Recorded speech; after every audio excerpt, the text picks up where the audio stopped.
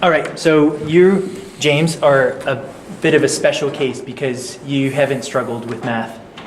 No, not really. No, you're right. Yeah. Right. So for someone who hasn't struggled, do you believe a knowledge of your brain development is still important for your math learning? I think, yeah, I really do agree with that because as you touched on in the talk about experiences and how that builds up, and so that sort of motivates me if I want to just keep going at maths and grasp those harder and stronger concepts. I just need to keep giving my brain more and more, not just secluding and saying, okay, these are my experiences, I do this on Monday, this on Tuesday. Just need to get out there and push to the limits, and I think that will just lift my level as well. Okay, right. So when you're confronted with abstract math, then instead of panicking, do you find the knowledge of your brain development helps you focus on what needs to be done? Most definitely, because you really do get those times. Sometimes it's the time of the day, and sometimes it's your brain just blocked up, and just sit there and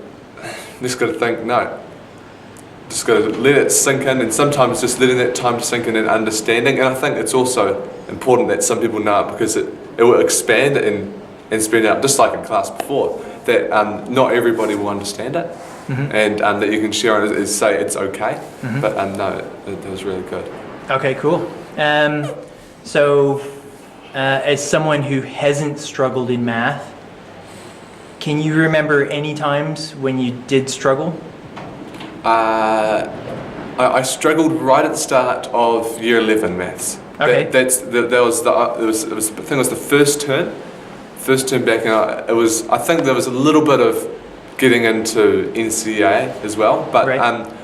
There was just that one time, and I didn't really know what to do, and I do remember going home and saying, Mum, I'm stuck. I can't get my head through. I can't remember what we were doing. I think it might have been trig or something, or it might have even been quadratics. Can't remember, but it was probably quadratic equations. It was probably quadratic. Yeah. And Mum, I couldn't do it. But then moving on throughout the year, and I remember just before the exams, it was just so easy, just clicking off. But right. So literally within 1 year, you went from not being able to do it to being able to do it.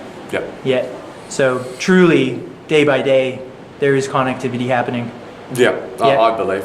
Yeah. I believe. Absolutely. Yeah. What do you think of my book cover, by the way? Teaching Math to Goldfish. I love it. Classic. No, that's nice. I like it. It's just a prototype, but I'm going to go with that name and that sort of general design. Teaching Math to Goldfish. Yes.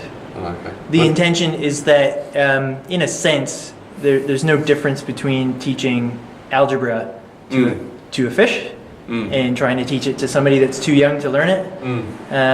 In a sense. Also, with the belief that there's gold in each and every one of my students. Oh my God, that's smooth. That's smooth. You got it down so nice. Just a couple more questions. Do you think this knowledge of brain development is crucial for all math students worldwide? Oh, I think it's absolutely, because I think it's just that real crucial stage where I think I've just cracked past a little bit, but there's that crucial stage, and kids have got a lot of other pressures at that stage as well. They're still establishing their friendship groups, and they don't want one more problem to have to deal with, which is getting their head around quadratics and other complex maths. And I think it's good for me as well, because I went home to my parents that night and I said, just thank you for all the times that we've gone, persevering with my piano, and all those things that have given me like a greater development in the front. And I think even one step further, as a parent, know that I know quite a way down the track that if I want my kids to be able to be switched on and thinking it's about just having those discussions and giving them the bigger picture, because it is quite a stark thing. You look around and you see the people that are 99% of the people that are understanding and going into it are the people that have had good experiences and just good brain development. Yeah, so cool. No, it's useful. That's awesome.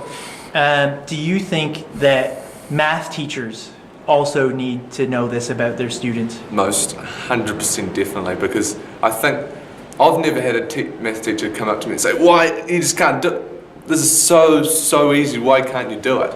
Because I think I sort of managed to slip in a little way I would just know the formula or the procedure. The procedure, that's the word. Yeah. Just to follow it around and get away without having to actually picture it in my head. But I think it is important it's very important that teachers understand it, because they'll be able to get such a higher level of their students' performance and being able to pay attention as well. And it might even like change a curriculum or some basis in there. Yeah.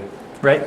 So knowing that having a partial awareness of abstract math is okay, do you find that helps you just focus on the important things? Do you find it helps remove mental clutter? Yeah, I think it removes the mental clutter, as in just sometimes if I see something and go, what the heck is meant by this garbage? And you think, well, brain's taking a little bit while to understand it. You got to find, you don't use it as a cop-out and think, oh no, I'll just leave it. My brain isn't fully there, as you saw before. But I think it is just having that awareness that you've just got to take a while to understand it. And I think I've had a few experiences when like connections will be within the period, just getting a bit more exposure, but also just not freaking out that your mate just next to you is fully getting to think, oh, why am I getting that? Me and him are pretty good, but no, it is good observation to know. I'll just go back quickly to your struggles with quadratics at the start of your year 11. Do you think struggling in math has a greater impact on humans than struggling in other subjects?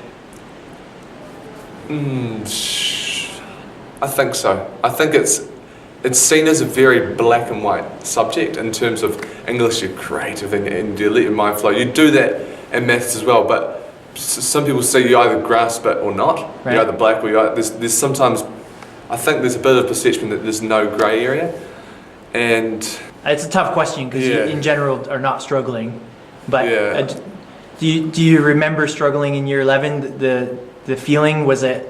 It wasn't very nice at all, no. And I think it was that feeling that there were people around me that were understanding it, and I thought, well, I'm usually pretty up there and always chasing the mark, and I thought, oh, well, I'm not understanding it. And I think now that you've sort of brought that in a circle, that definitely was a factor as into the worries, rather than in English or something. You think, oh, you just catch up. It's a process, and everybody's sort of stuck in that hole together, rather than in maths you've got all those people that are sort of displaced around the class, that some people have switched it and some people haven't. Yeah. Right. Interesting. Has the knowledge of the fact that your brain development and understanding abstract topics in general, has that knowledge helped you in your other subjects? Yeah, I think so as well. I think there might have had a connection this year that I talked to you about earlier about the force vectors. When I first got force vectors, what the heck is this? How do you get the components? And I think throughout the term, I think with a bit of repetition and I don't know, more experiences, more piano playing and stuff like that, brought it together, because I do specifically remember at the flying school I went to over the holidays, the instructor started writing up on the board the force vectors of a plane and turns and level, and I thought, why does he have all these lines that are pointing that way, but the plane's obviously going down? And I think in that bigger, wider context, although that is still mathematical, more examples. So it helped you a little bit. It definitely helped me. It definitely helped me identify that. Like, of course, you've got the hypotenuse, but that I wasn't ready to understand that just yet. And you didn't freak out? I did, because we hadn't had the talk yet, and I was. Oh right, it was before the talk. It was before the talk that you gave us, and I thought I didn't understand it. But I think what was a bit better was that nobody else really understood it either. Okay. So there was a few people that thought, yeah, that's all right, I understand that. So it's satisfying to know why you didn't understand it. Most definitely. And sorry? No, you go. Oh, I was just going to ask, and you're also confident that it's a matter of age, and as you get older with more prefrontal cortex development, you know you're going to get it. Yeah. No, I think that's really true, and I think I'm sort of getting to that stage where I'm definitely seeing a lot of my other friends start to do a bit of a make or break, rather than they'll just keep pushing on, and you see the development go. But I think it's a little bit sad. You see people, they get to the high school, and in terms of their experiences, they just shut it off, and I think, yeah, something needs to be done about keeping people make those connections, because it's still developing. Keeping people switched on. Yeah, switched on and going. Well, that's my whole goal, really, is to switch people on and keep them switched on with the knowledge of themselves. And it works. It does? Yeah. I think it does. Yeah. Well, it's done it for me. Yeah, wicked, James. Awesome. That's It's great. going to be a challenge. You want one of those? Yeah, I don't know. I think one more thing I might add is one thing I think I figured out early on in high school, because I wanted to know how to get excellence. I wanted to know what to do. For top grades. For top grades. What can I do to get excellence? And I think year 9 and 10, they introduced, I don't know if there's anything relevant to brain, but you can tell me, they introduced like the solo thinking. So achieved is you have like sets of skills. Merit is putting it all together. And excellence is extended abstract, which is put everything together and you relate it to the world. So I think I was really lucky in my year 9 and 10. I think I got it about halfway through, well, at the start of year 10. I fully understand that all I have to do is just relate it into our world, say something insightful, and I've got it. I've got E. And it's working. And nobody else seemed to grasp that. I think the most one was in my English response, and I thought, Bear Grylls, he's an amazing guy, and and his book was amazing. I think he has influenced me, and I feel like he's taught me skills about life and about knot tying and other things like that. And so I think that might have had something to do with it as well, that understanding of taking it to the next level and just being able to see crisp clear when I was in year 9 and 10, where most people just scratch their butts and being able That's to see the big that. difference is like you said, people scratching their butts as opposed to people giving it a go. A huge difference. Do you think that might have been something in the development of my understanding of that you put the whole idea together and you give it a little bit more, and that's the same with all social studies. It's now history. It's the same with maths and Same with physics as well. Physics. Yeah, absolutely. Yeah. It's more specific in physics because there's only a certain answer that you can provide with physics because it's all known information, all fact.